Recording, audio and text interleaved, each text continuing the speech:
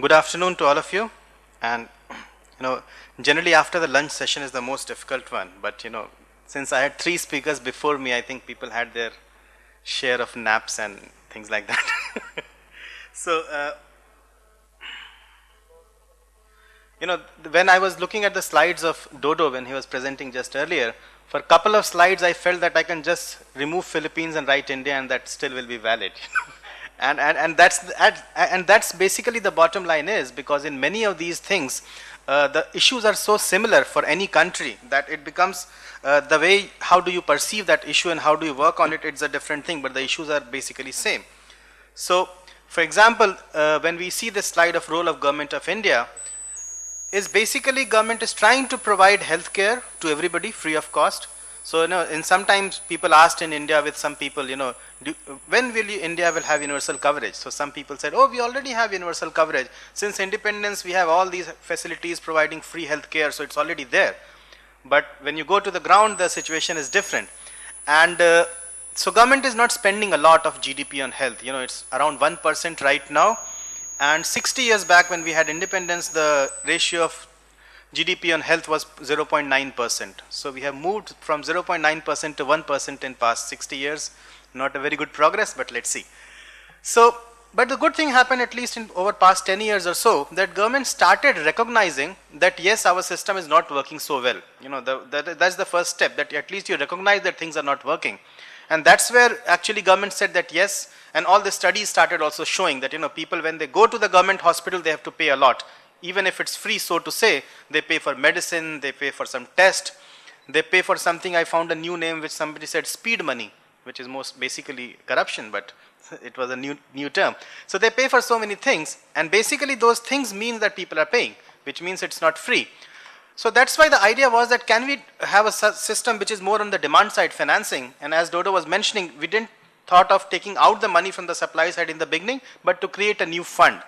And in this case, the idea was that we designed a new health insurance scheme, and this health insurance scheme, when we started designing, it was very different, because what happens most of the time, at least in India and many parts of this world also, that the government schemes are designed more on the whims and fancies of some bureaucrats. They feel that okay, let's do something, or some politician will say let's design some scheme, and then some scheme will be designed.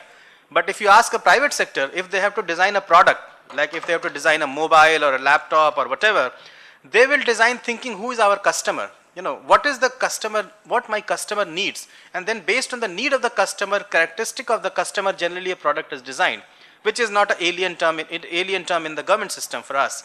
But in this case, somehow something different happened. When we were designing the scheme, we thought that let's see who is our customer, because the scheme was supposed to be for the poor. So the first characteristic of this person was that he's poor. So he or she, they can't pay upfront and get reimbursement later. So it has to be a cashless health insurance scheme. And there are so many of them in the world. But the second was bigger challenge, because most of them were illiterate. So we said that can we have a scheme which is a paperless scheme, health insurance. Now insurance, all of you know, if you have the fortune or misfortune to fill any insurance form, then you will see how easy it is to fill the form. And in that case, if you ask my poor person to fill the form and understand all the insurance terms, it becomes too complicated. So that is why we had to have a scheme which is a paperless scheme, which was much bigger challenge. And third was, in India also a lot of people migrate from one part to another to work. And most of the government scheme is only available where you live, like your ration card, like your cylinder, gas cylinder. It's only where you live. The moment you move out, you can't get it. And the process to get it is a big process. You have to apply, you have to give the application, maybe after a few months you get it. But in health, you can't afford to wait for that long. So keeping these things in mind, we designed a health insurance scheme, which is called RSBY, in Rashtriya Swasthya Bima Yojana, which is National Health Insurance Scheme. So this scheme was designed and launched in 2008. And the bottom line was that we kept it very simple, because as again, in the earlier presentation, you were seeing the cube, that you can cover more for less people or less for more people. So we thought that since the money is limited, let's start that we have a very simple inpatient cover, which is being provided around $650. And then this is provided to every family of 5 members, and then they can use it. That is the basic thing it was provided. And then we also said that with this scheme, it will be 100% subsidized for the poor, subsidized by the government. But the tricky part here was that we said that we will ask this poor person to pay a small amount, 30 rupees Indian, maybe 50 taka or something, they will have to pay per year per family. Now this was a big decision because in India, you never ask poor person to pay for any government scheme. You know, it's like a sin. How can you ask poor to pay? It's so bad, you know. So when we were taking this decision, there were a lot of opposition. They said, no, you can't ask poor to pay for the any money. This is so wrong and they will never pay and your scheme will collapse. We said, let's try. If they don't pay, we will remove the system. But we found that this was never a problem and they are paying. And the biggest advantage is that if they don't pay next year, which means he is not happy with my scheme. So it's an evaluation of my scheme itself every year that if that person is coming and paying back 30 rupees every year or not. That was something which was very critical. And it was decided that it will be done through both private and public hospital, like Dodo was sharing, that we had government hospital, but this will give them access to private hospital. And the biggest term was empowerment, which also was used earlier, that now this person is empowered, and empowerment is through a choice. You give that person a choice that you decide where you want to go, not that you are forced to go to a certain place. That was something which was there. So the basic process, what happens in the scheme, that government actually selects a insurance company through a tendering process. This insurance company is given a list of people who are to be enrolled in the scheme. Now the insurance company have to go into the field and enroll all these families. Now the enrollment process is very interesting because in this process, a smart card is issued to every family. Now when I say a smart card, which means a plastic card with a chip and all. Now what happens in the field, that insurance company goes to every village based on a schedule. They take the fingerprint, they take the photograph, and like this kind of machine goes, and then they print the smart card, give it on the spot in the village. Now this sounds too complicated. Let me make it more complicated. Now how do we make sure that the card is given to the correct person? So a government officer sits there, he verifies each smart card by his fingerprint and his own smart card, then only this smart card of the beneficiary gets activated. Now it sounds too complicated, it is. But for the beneficiary it's very simple. He goes to enrollment station, his photo is taken, fingerprint is taken of all the family members, he gets a printed smart card and comes back. That's it. So the bottom line was that can I make as simple for the beneficiary as it is? And that's how it started happening in the scheme, that the smart card was being given on the spot to the beneficiary. Once they get it, they can go to any hospital, not only in their city, not only in their state, across the country and get treatment free of cost. Now that sounds very good. But the question was that will it really happen? And we were also very worried when we started in 2008. But this is the current situation since 2008 to 2013 now. Now we have approximately 120 odd million people covered in the scheme across 28 states of the country. And there are more than 12,000 hospitals which are empaneled in the scheme across the country. And from all these hospitals, data flows on a daily basis to us, to the insurance company. So you can see which patient is in which hospital for what disease, what is the cost of treatment, everything is there. So that is something which is very important in this case. And that is something which we wanted that this should happen. Now another point which was very important here, which I wanted to share before we go to the results, that this whole scheme was done in a very much partnership mode. Many times what happens, we talk a lot about public-private partnership and PPP, but in reality what happens that, government says that you have to do, I am giving you money to the private sector, so you better do what I am telling you to do. And if they don't perform, then they will further tell them, you have this punishment, now you have to do it. If they still can't do it, again you have to do it. Now many times we don't try to go into the reason that why they are not able to do it. There may be some genuine problem. So this scheme was done more based on the role of defining role of each person very clearly, each agency, what they have to do. And this is, this reminds me of a story. What happened, there this person who was standing and he saw that there were two persons who were working. The first person used to dig the hole and then second person will fill it. Then again they go forward, again first person will dig the hole, the second will fill it. So he said, what are you doing? They said, sir, this is our work. He said, you get paid for it? He said, yes, we are government servant, this is our role. He said, how? He said, sir, we are a team of 3 persons. The first person digs the hole, second put the plant and third fills it. Now second is absent today. So, but they were doing their work, you can't fault them that they are not doing their work. They were doing with lot of effort. So that's why many times we try to do a lot of work, but we forget where our work fits into the work of everybody else. And that's what was happening here, that we define very clearly what everybody has to do, and not only they know what they have to do, but what the role of others are. So now some results which have come recently, like in the beginning when the scheme started, The hospitalization rate in India for the poorest 40% is around 1.7%. So out of 100%, in 1 year, not more than 1.7 are hospitalized, not necessarily because that is the need, but also because of financial needs which are there. Now in third year of the scheme, the districts which have finished 3 years, it has gone to almost 5%, which means that 5% people are actually getting hospitalized in using the scheme. Sometimes this number looks very small. Oh, only 5 out of 100. But you don't want everybody to be sick and getting hospitalized. So it's a good number as a percentage. Another very interesting thing was that usage of the scheme by females was increasing over time. So from 42% to 54% now, women are utilizing the scheme in the hospital. So that is something which is again very interesting. Now another thing which was raised many times in India and outside also when we talk, that this insurance company will make so much money because you pay them all this money, and what do? They only pay it for the 5% of the population. So we thought that let's show the data. So for the districts which have finished 1 year, the insurance company has spent 74% of the money which was given to them. So 26% was left for their own administrative cost and the profit if they make any. And for the 252 districts where 2 years have got over, they had only 4% money left with them. And the district which have finished 3 years, actually they are in negative. So more than 100% actually they have spent on the scheme, only 4% was loss actually for them. Now the question is why this loss? So there are reasons behind it, because they were trying to lower the premium to compete with each other. Hospitalization was going up, so of course they had to find a loss.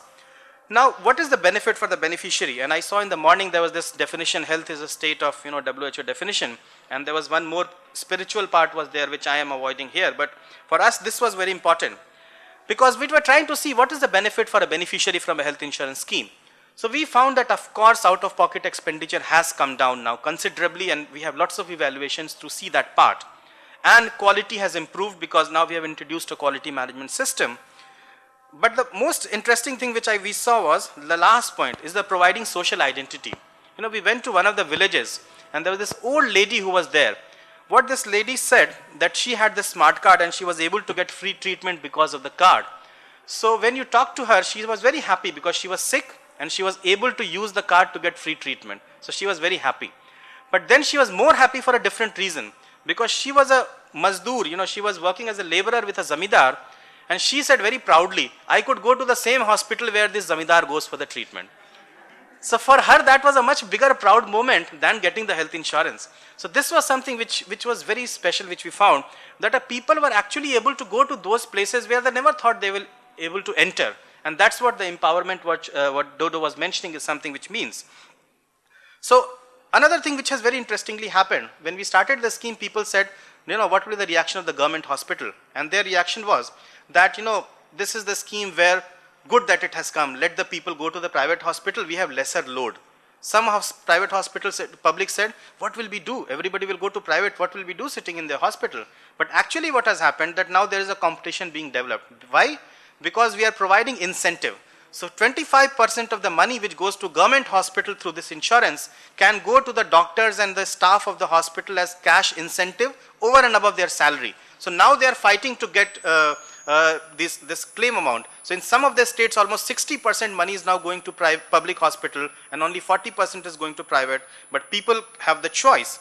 And that's when the last 3 points you see, all these evaluations which are coming from the scheme. The last point is very important, that 94% of the beneficiaries said that they will enroll next year also, even if they have not used the scheme. That is something which is very important, because that shows that if they have some confidence. Now, of course, there will be so many challenges in the scheme, and some of them are mentioned here. But what I wanted to tell you here, that all these challenges are a continuous challenge, and with different time the challenges change. So that's how it is. And as you were seeing earlier, this is the kind of model which we are looking for, where below poverty line and informal sector workers are covered by the scheme, fully subsidized, and then there are a lot of groups which are partially subsidized or no subsidy for the government, and then the top there are people who can pay for themselves for government there. There's a civil servant scheme, an employee state insurance scheme which is taking care. Similarly, we started with secondary care, but now we are trying to move also towards primary care, and we have started experiments to see how that happens.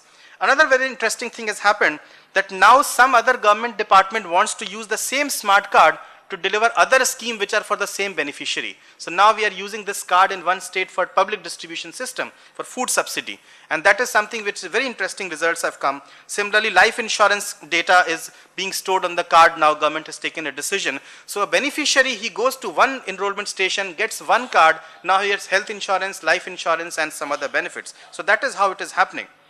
So learning for us, what we found, that if you have to do design something, you have to be very flexible so that you can change with the time. When you start implementing, it's not a perfect design. You will always improve with that.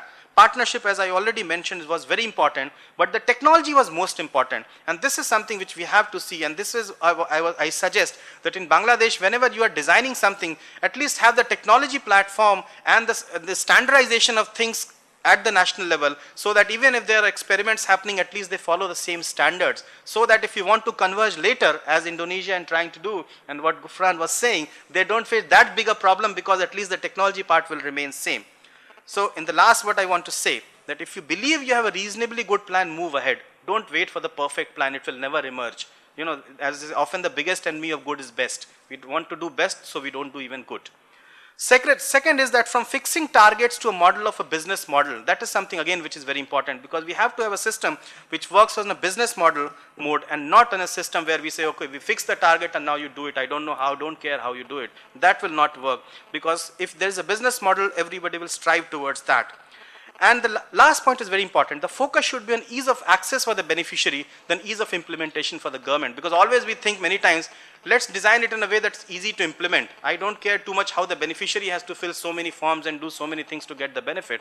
So the most important point is that how I can make it as easy for the beneficiary than for the others. And the last point which I wanted to say, that many times the idea is to always find fault with others. Many times we say, okay, that person is doing wrong, that is why my plan is not working. He is not taking a decision, that is why I could not do anything. And that is something I want to end on a story, where there was this guy who went to a doctor and said that, my wife, I think, can't hear very well. She has some problem in hearing.